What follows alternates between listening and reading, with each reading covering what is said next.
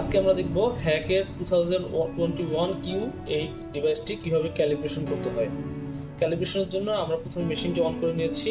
আমাদের আছে calibration solution, যেটা হচ্ছে আমাদের হ্যাকের মিটারের সাথে আমরা অটোমেটিক পেয়েছি, এবং একটা ক্যালিব্রেশনের জন্য আমার ক্যালিব্রেশন সলিউশনটার যে বডিটা আছে এই বডিটা ক্লিন করার জন্য এই টাওয়ালটা আছে। প্রথমে আমাদেরকে ক্যালিব্রেশনের জন্য এই বাটনটা প্রেস করতে হবে যেখানে ক্যালিব্রেশনের সাইন দেওয়া আছে। ক্যালিব্রেশনের এই বাটনটা প্রেস করার পরে এখানে দেখা আছে যে ইনসার্ট স্ট্যান্ডার্ড। আমাদের যে প্রথমে 20 যে স্ট্যান্ডার্ডটা আছে সেই স্ট্যান্ডার্ডটা আমরা প্রথমে ইনসার্ট করব। তবে ইনসার্ট করার আগে আমাদেরকে অবশ্যই ক্যালিব্রেশন সলিউশনগুলো খুব ভালোভাবে মিক্স করে নিতে হবে।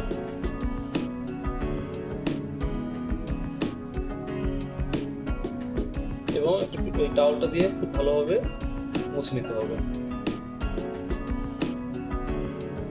এটা হচ্ছে ক্যালিব্রেশন 20 স্ট্যান্ডার্ড।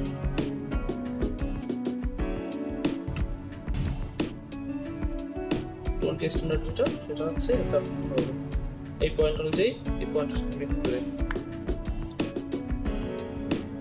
এরপরে রিড বাটন প্রেস করতে হবে।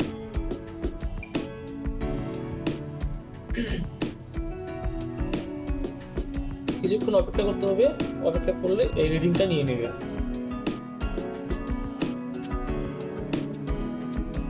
রিডিং নিয়ে যেতে আমরা বাকি স্ট্যান্ডার্ডগুলোকে ঠিকভাবে ভালোভাবে মিক্স করে নিচ্ছি।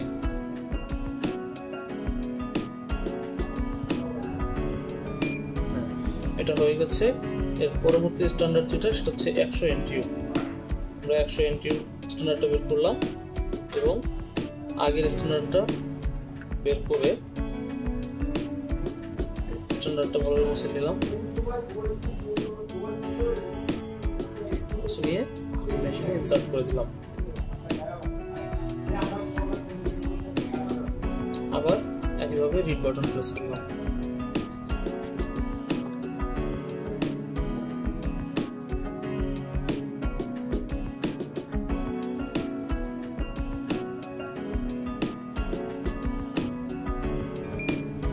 রিডিং নিয়ে নিচ্ছে।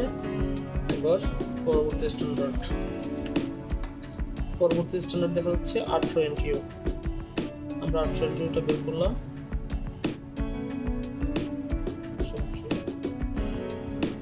মুছে নিলাম।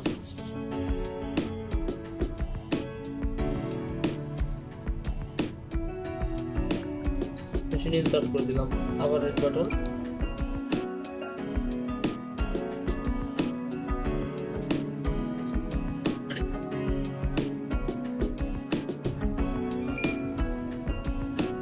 আমাদের ক্যালিব্রেশন হয়ে গেছে। এবার রেজাল্ট সেভ করার জন্য এখানে ডান বাটনে প্রেস করতে হবে এবং এই রেজাল্টটাকে স্টোর করতে হবে।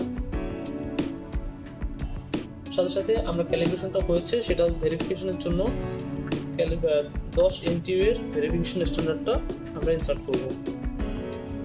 প্রথমে টেল স্ট্যান্ডার্ডটা আমরা মুছে নিলাম ভালোভাবে, মেশিনে ইনসার্ট করলাম।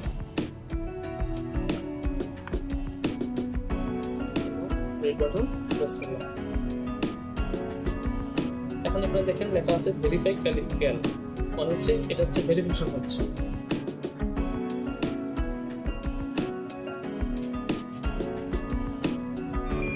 আমাদের ভেরিফিকেশন পাসড।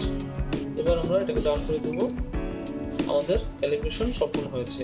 আমরা চাইলে এখন ক্যালিব্রেশনটা দেখতে পারি। আমাদের রেকর্ড এখান থেকে দেখা যাবে। ভিউ ডাটা লগ হবে, তারপর হচ্ছে reading log, calibration log, verification log, cal log, all log by date. আমরা এখানে ক্যালিব্রেশন লগটা দেখব।